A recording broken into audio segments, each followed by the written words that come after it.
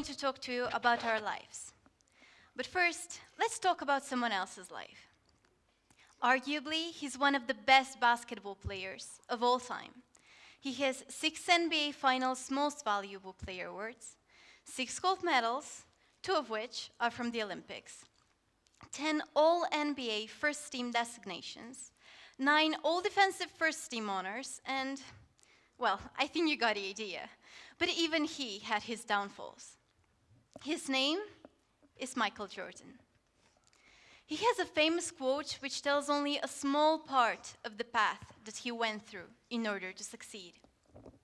It states, "I've missed more than 9,000 shots in my career. I've lost almost 300 games. 26 times I've been trusted to take the game-winning shot and missed. I failed over and over and over again in my life.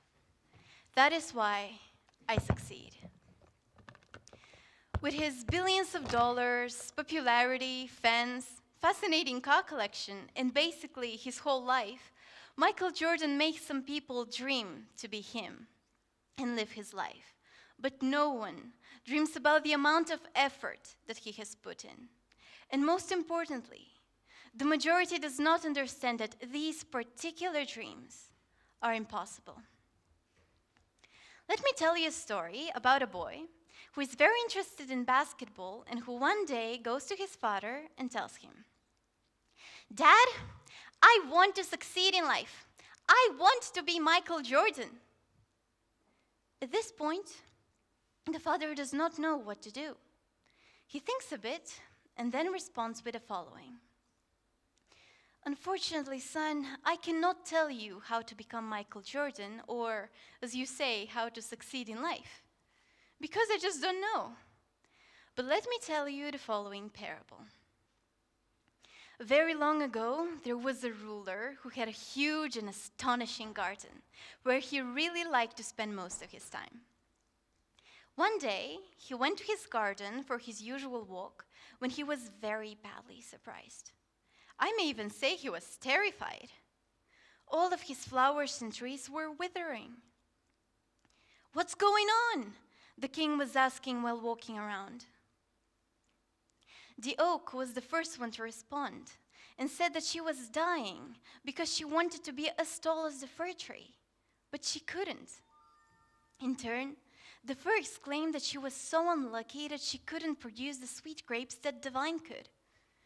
I would like to tell you the vine wasn't happy as well. She started crying because she wasn't as beautiful as the lily, which was so envious of the oak tree because it was strong and powerful. The poor king was walking along the alleys of his dying garden, not knowing what to do. Then, suddenly, he saw a very small flower with vivid colors and pleasant scent. "What about you?" exclaimed the king.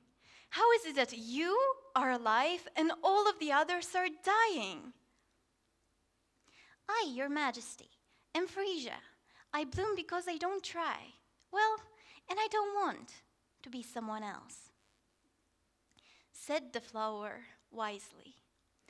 And this is what happens every single day. Think about it.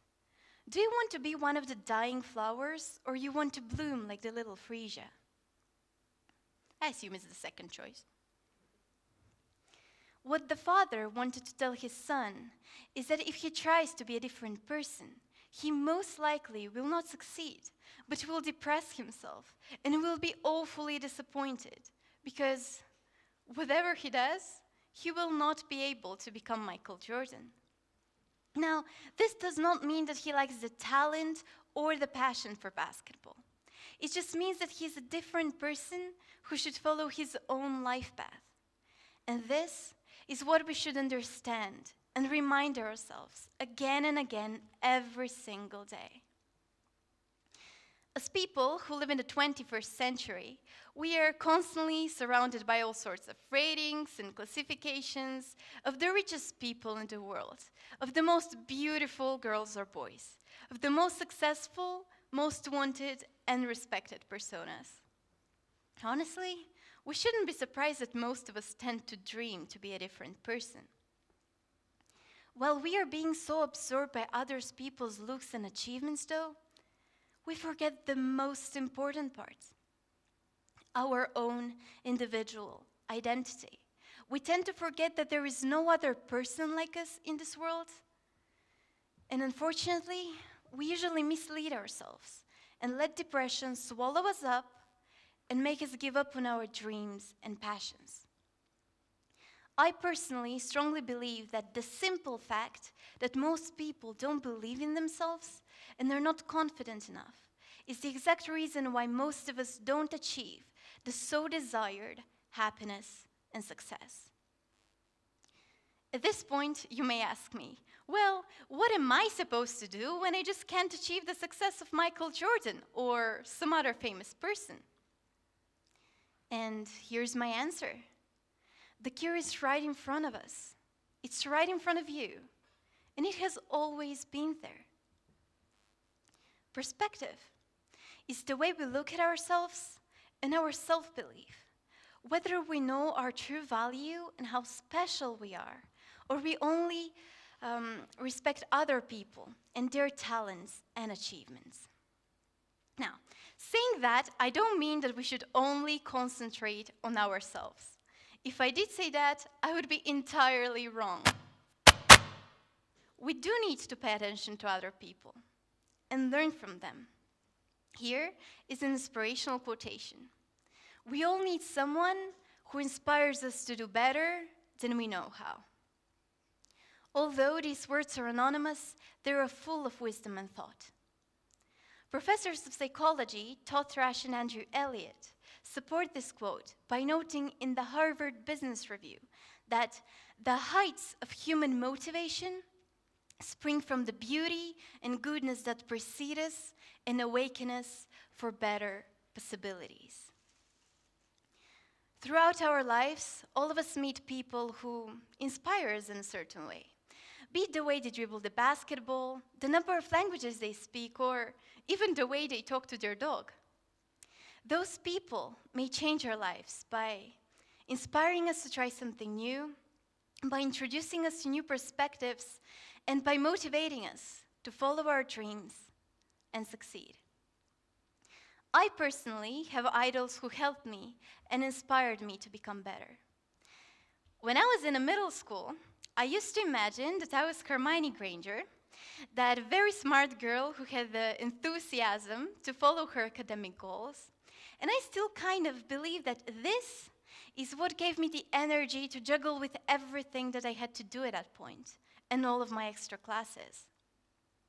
To tell you a secret, I still believe Hermione helps me sometimes.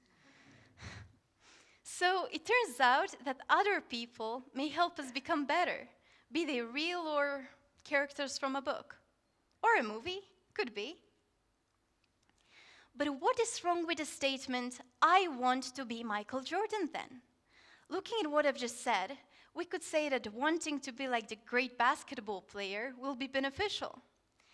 But there is a difference between being inspired by Michael Jordan and actually wanting to be him. In the first case, we are motivated to build upon what we already have, develop our talents and abilities, explore possibilities, and even go beyond the limits and become the inspiration for other people. While in the second case, we are only concentrated on the idea that we want to be Michael Jordan. We want to be him, which, unlike the situation in the first case, is impossible. Because, as I already said, we are different.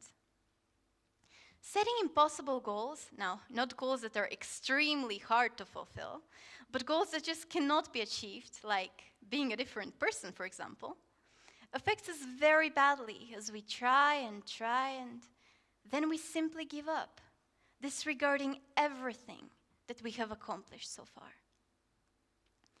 That is why, ladies and gentlemen, you're the only ones who can determine whether you're going to be one of the happy and successful people or one of those drowning in a sea of grief. Just like the little boy, all of you have idols and people you would want to be.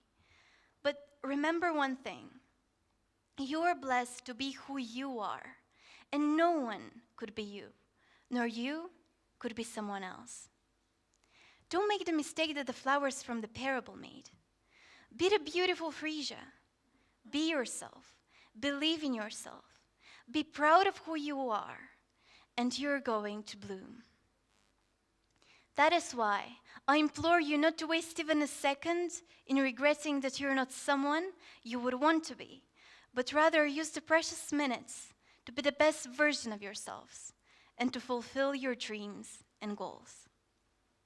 And don't forget that it's never too late to be what you might have been. Thank you.